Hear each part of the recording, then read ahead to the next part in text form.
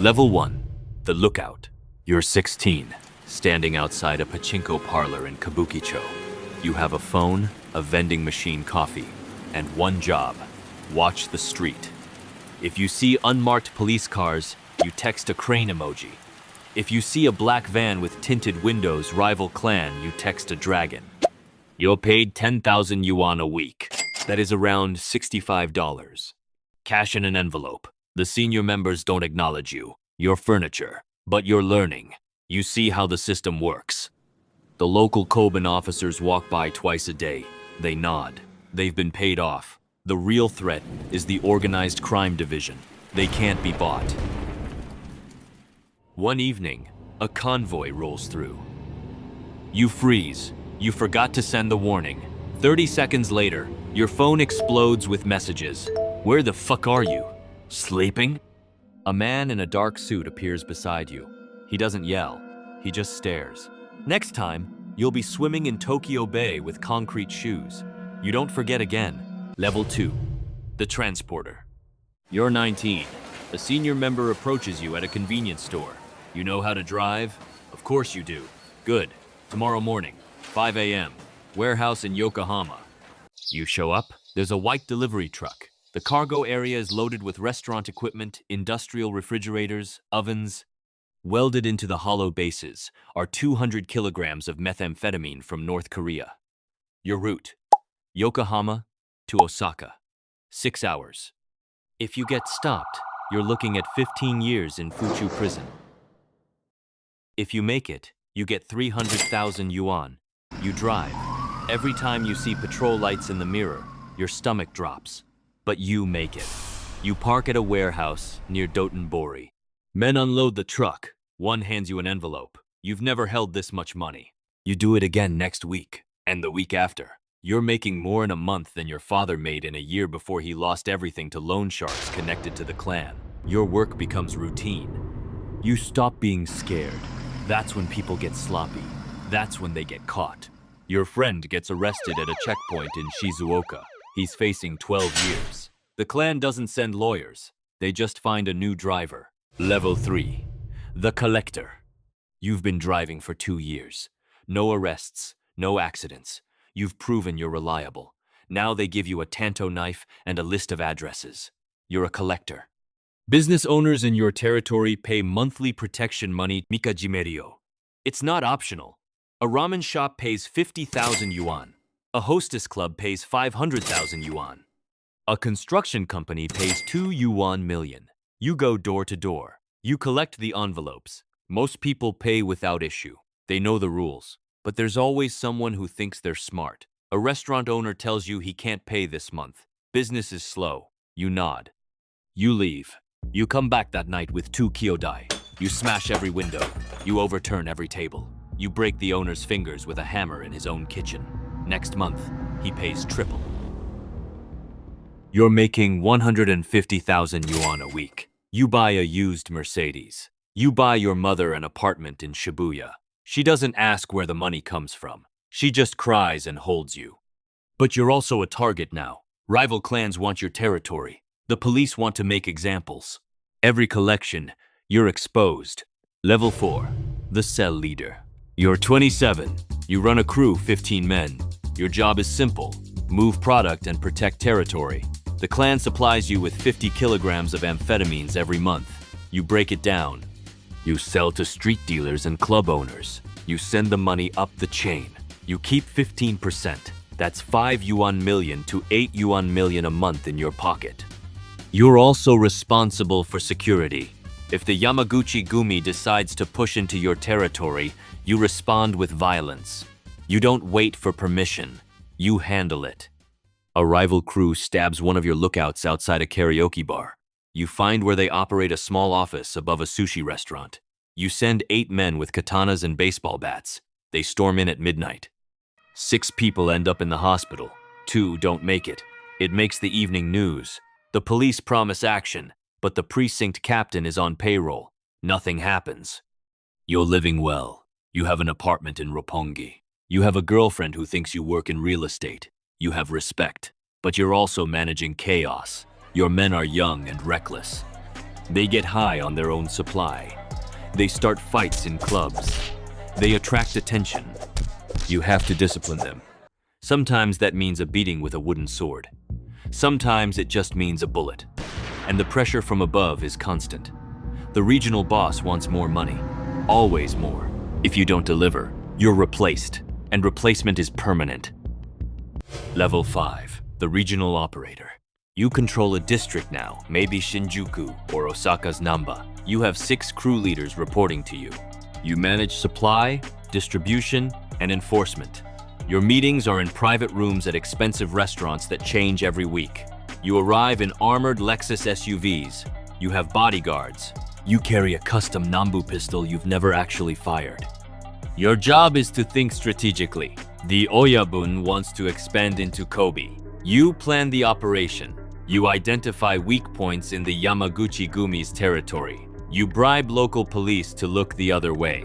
You coordinate the assault. 20 of your men move into a neighborhood at 2 a.m. They attack the rival crew's office. Bodies are found the next morning with fingers severed a message. This territory belongs to Sumiyoshi Kai. You also manage the money. Hundreds of millions of yen flow through your hands monthly. You can't just deposit it. You launder it through pachinko parlors, real estate companies, construction firms, hostess clubs, legitimate businesses that hide illegal profits. You're making 20 yuan million a month. You own properties in 3 prefectures. You have a wife and children who live separately from your work. You tell them you're an import-export businessman. They don't ask questions. But the walls are closing in. The NPA's organized crime unit has you under surveillance. You know because your lawyer told you. So you communicate through intermediaries. You meet in person only. You speak in code. You're fighting on 2 fronts. The government wants you arrested. Rival clans want you dead. And ambitious men in your own organization want your position. You sleep 4 hours a night.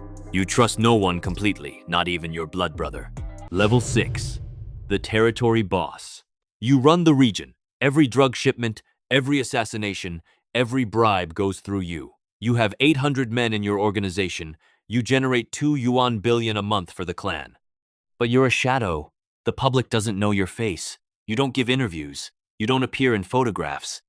You live in a compound in the mountains outside Kyoto, high walls, security cameras, trained Tosa fighting dogs. Your work is politics. You negotiate with other clans to avoid unnecessary wars. You meet with politicians and police commissioners. You don't threaten them. You make offers.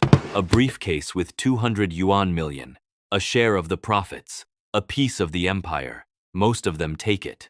The ones who don't get exposed photos with mistresses, evidence of gambling debts, scandals that destroy careers, and if they still refuse, they have accidents. You're also a CEO. You manage logistics on a massive scale. Methamphetamine from China, firearms from the Philippines, women from Southeast Asia for the hostess trade, construction contracts worth billions. You coordinate shipments across Asia. You manage port workers. You manage customs officials. You manage politicians. You're making 100 yuan million a month personally, but money means nothing now. You have everything you could want and nothing you actually need. You can't attend your daughter's wedding, too dangerous. You can't visit your father's grave. Snipers might be waiting. You live in a gilded cage, and the paranoia is consuming you. Your head of security might be working for the police. Your accountant might be embezzling. Your second in command might be planning a coup. You execute 3 of your men based on suspicion alone. Better safe than sorry. Level 7. The Supreme Boss. You built this empire. Maybe you inherited it from your father. Maybe you orchestrated a bloody succession. Either way, you're the Oyabun now. Your organization moves 200 tons of amphetamines annually. You have operations in 12 countries. You control politicians in 8 prefectures. You're worth 300 yuan billion, but your name is on every wanted list in Japan. Interpol has a red notice. The Japanese government has special task forces hunting you. You move between safe houses every 2 days. You communicate through encrypted devices that self-destruct after use. You've had plastic surgery 3 times. Your own children barely recognize you. You meet with the heads of other syndicates, Yamaguchi-gumi, Inagawa-kai, Sumiyoshi-kai. You divide Japan like a business negotiation. You get Kanto, they get Kansai, and Kyushu. Everyone makes money. Everyone stays alive. But it never lasts. Someone always gets greedy. War breaks out. Dozens die. Entire neighborhoods become battlefields. And you can't stop. If you try to retire, your own people will kill you. You know too much. You're too dangerous to leave alive. You're the most powerful Yakuza in Japan. You're also the most hunted man in the country. Level 8, Fuchu Prison. They got you. Maybe it was a raid. Maybe it was betrayal. But now you're in a cell at Fuchu Prison, Tokyo. 23 hours a day in isolation. Concrete walls, steel door, a small window with bars. You'll die here. There's no escape. No bribe works at this level. No army can break you out. Kazuo Taoka tried to maintain power from inside. He's a legend now dead for decades. You had billions. You had an empire. Now you have 4 concrete walls and the rest of your life to think about every person you ordered killed to get here. Level 9, the successor. But the clan doesn't die with you. Your lieutenant takes over, or your adopted son, or your most trusted Wakagashira. Someone always steps up. The drugs keep flowing. The money keeps moving. The bodies keep piling up. The cycle never ends. You were the supreme boss. Now you're a legend. A cautionary tale, a ghost story, whispered in smoky backrooms. This is what happens when you get too greedy. When you think you're untouchable, but there's always another kid in Kabukicho, standing outside a pachinko parlor, watching the street, waiting for his chance. This is the Yakuza, not just a gang, a syndicate, a multi-billion yen empire built on blood, honor, and corruption. And it's still running.